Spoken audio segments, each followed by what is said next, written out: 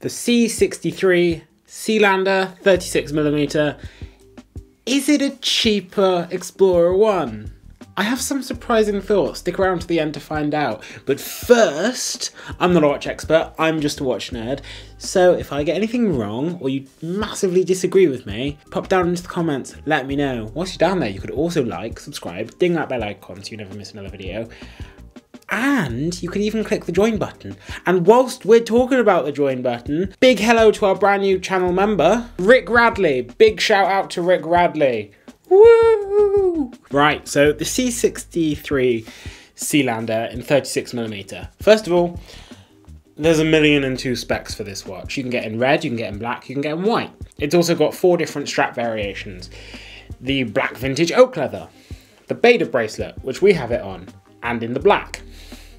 The consort bracelet, or the camel vintage oak leather. The only spec I am reviewing is the black 36mm on the Beta bracelet. Just want to make that clear. The reason I chose this for review is because it is the closest to the 36mm Explorer 1 from Rolex. A watch, it's no secret, I've said it numerous times, I consider to be perfect. So this has a lot to live up to. So let's talk about the specs. 36mm, all stainless steel. Lovely, it's to be expected. The thickness is 10.71mm and it wears really nicely. It's very slim, it's brilliant. Wear it with a suit every day at work and it just slides under the cuff and everything really nicely. It's discreet, it goes really nicely with a suit. But then again, if you're dressed like this, to be expected, it looks great. It's a great go anywhere, do anything watch. Gada. G-A-D-A, gada. It's lug to lug, 42.87mm. So, looks lovely. It's just a great size. I love this size. I'm loving smaller watches recently. Its weight, people do say, oh, it's a really heavy watch. But these are people who aren't used to holding an automatic all steel timepiece. And I say, you should feel my bloody Breitling then. Water resistance is 150 meters. And can I just say, that's excellent. Compared with the Rolex Explorer 1 36mm, which I am making a comparison against in this video, that's a 100-meter waterproof watch. This is 150 meters water resistant. There is a difference, but the rating being higher on a watch with this bigger price difference is phenomenal. Power reserve is one of the very few things that lets this watch down. This watch is powered by a Sellita SW200-1 movement and it's got a 38-hour power reserve. But if you bear in mind, that's in line with something like a Breitling Avenger or the old Aqua Racer.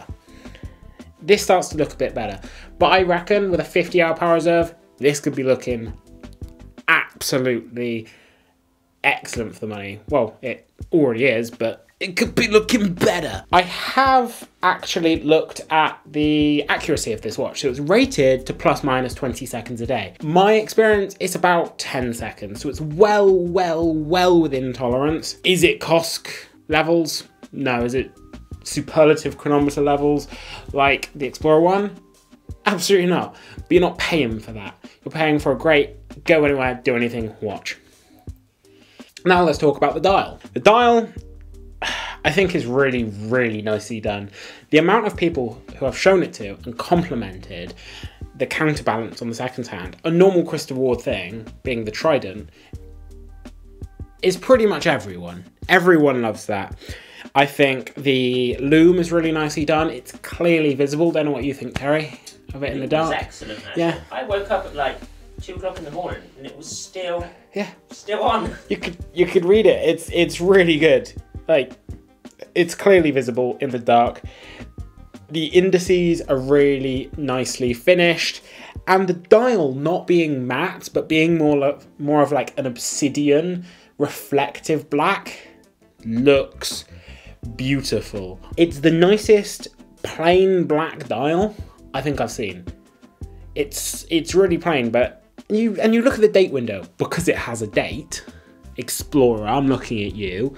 You look at the date window and it's not bordered, but the date is seamlessly flows into the window. It's got a black background, excellent, on white text. It's got a full minute track as well. It's thoughtfully designed. It is thoughtfully designed. It's really, really nice. With short lugs, different finishing around the case. So on the top it's brushed. On the sort of chamfer, it has polishing, and then on the sides, brushed again. So it's got just a little bit of polishing to really set it off. And I think it's phenomenal. Also, talking about the bracelet, that chamfers too. How much does it chamfer? I don't know. But it goes from 20mm to probably 16. I'm not going to measure it. But you can see it's got a big chamfer, which just makes it really, really comfortable. And talking about the bracelet, it's got micro adjust. Full range micro adjust. Like, probably...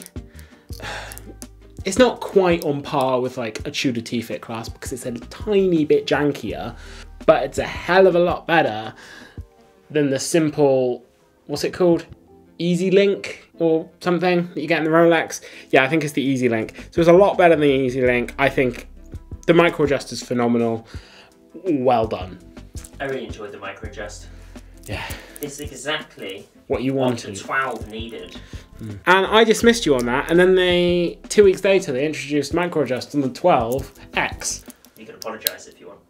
No, because it's an integrated bracelet sports watch, comments and nobody, up until that point, nobody had micro adjust on an integrated bracelet, but now they do. So I'm sorry. One thing I would prefer, obviously, the crown is screwed down. The crown is screwed down. And one thing I would prefer, I think, is on the clasp. I prefer some sort of locking mechanism or something more akin to the oyster lock. For me, on a watch like this, just makes me feel a little bit more secure. I think it's excellently finished. I think it's really comfortable. The buttons work great. It looks great.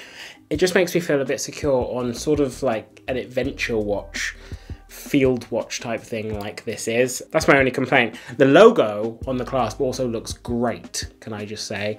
And I also don't mind the logo on the dial. I know it's applied, well, it's not applied, it looks painted on, but I think it looks good. And I think with these indices and an applied logo might be too much. So I think they made the right decision, having a white painted on logo on that dial background. It looks good. So let's compare it very quickly with the Rolex Explorer 1. 70 hours power reserve on the Rolex. 38. -2 + 2. -20 + 20. It's not looking so great in either of those stats. But then you look at the pluses this has. It's got full range micro adjust. The Explorer 1 has the Easy Link, where it's just one. It's just one little thing. It's either in or out. Done. This has a date. It has a screw down crown with 150 meters water resistance versus the Rolex with 100 meters. They're similar sizes, similar aesthetics. To be honest, this bracelet at a glance does look like an Explorer. I've had people ask me if I'm wearing an Explorer. They're slightly watchy people. They're not extremely watchy, so they wouldn't know the difference. But at a glance, it looks like an Explorer 1. That brings me on to my last talking point, I think. So this watch is £830 versus the Rolex Explorer 1, one of my dream watches, at I think now 6,350 or something. I'm pulling that figure out of my arse. 6,350, we'll say. And which one's better? At almost 1/8 of the price, which one's better? The Rolex has some specs up on this. This has some specs up on the Rolex, very, very surprisingly. And I love the aesthetics of this, I really do. But I think the only reason I wouldn't get this myself is because I know that Rolex exists out there, and I love every single facet of it. Even the specs this has up on it. The better water resistance, the date, all of those things. I guess I just love the 369 and the arrow at 12 and the oyster lock and those things and the Mercedes hour hand. This watch is phenomenal. If you're in the market for a great automatic, go anywhere, do anything, get it. I implore you. You will not regret it. And Terry, what strap should they get it on? Should get it on a bracelet. They should get it on a bracelet, because Terry's now bought his June GMT a bracelet. Finally. He tried to take this off and put it on the June. Yeah, he's admitted I was right that he needed a bracelet. So if you want a great go anywhere, do anything watch, this is the one. It's amazing. I mean, I would be so tempted by this if I didn't want the Rolex. If that wasn't my dream watch, I'd get this. I feel like I'm being unfair, but it's so close. It's so close. But knowing that exists out there, and it's 1/8 of the price, you're watching me in turmoil. Because we don't do these videos with a script. It's hard. It's a great watch. I love it.